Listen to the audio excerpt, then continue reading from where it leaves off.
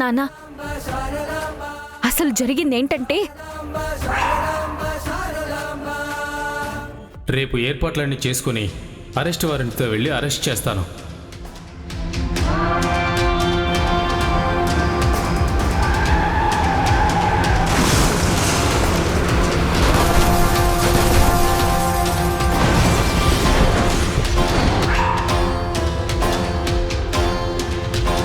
కస్టడీలో పాండుని పోలీసులు విచారించారు. అప్పుడు నీ పేరే చెప్పాడు. అమ్మని చంపిన నేరం బయట పడకముందే అతన్ని కూడా చంపించేసింది నాన్న.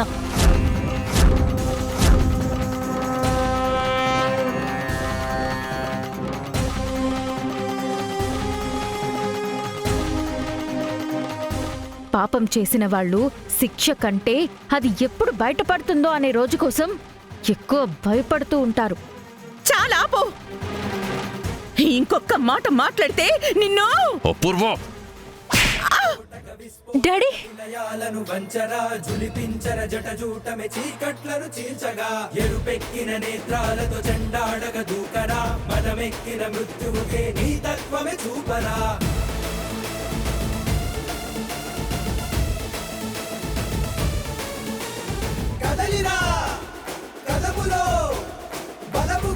నా శోభాని చంపింది నువ్వా?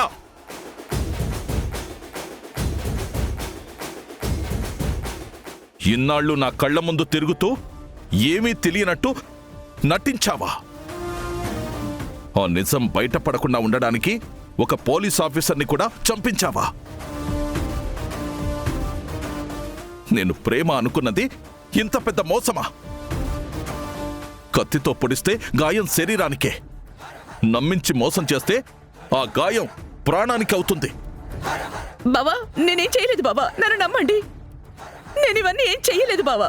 ఈ భూమి కుట్ర చేస్తోంది. ఇంక నటించకు. ఒక పెద్ద తప్పు చేశావు. దాన్ని కప్పిపుచ్చుకోవడానికి తప్పుల మీద తప్పులు చేస్తూనే ఉన్నావు. ఇప్పుడు భూమి వల్ల నీ అసలు రంగు బయటపడింది. డాడీ, ఆవేశంలో డెసిషన్స్ తీసుకోవద్దు. పోలీసులు రాగానే మనిషి నేరస్తుడు అయిపోడు డాడీ. నేను చిన్నప్పటి నుండి మమ్మీని చూస్తున్నాను డాడీ.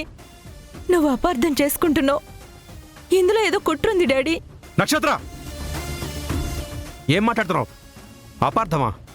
డిఎన్ఏ రిపోర్ట్ అపార్థమా? ఇప్పుడు పోలీసులు అరెస్ట్ చేద్దాం అనుకోవడం అపార్థమా? లేదా నిజాయితీ గల పోలీస్ ఆఫీసర్ని ట్రక్కుతో గుర్తించి చంపించడం అపార్థమా?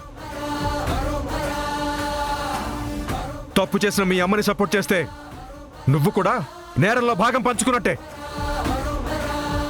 మావయ్య, ఇప్పటి వరకు భూమి తన గొంతు చించుకుని చెప్తున్నా తన మాటల్ని కప్పిపుచ్చుతూ తన నట విశ్వరూపాన్ని చూపించింది. ఇప్పుడు తన బండారం మొత్తం బయటపడింది. వదినా, ఇంత పాపం గుండెల్లో పెట్టుకొని ఎన్నాళ్ళు ఎలా బతికే వదినా?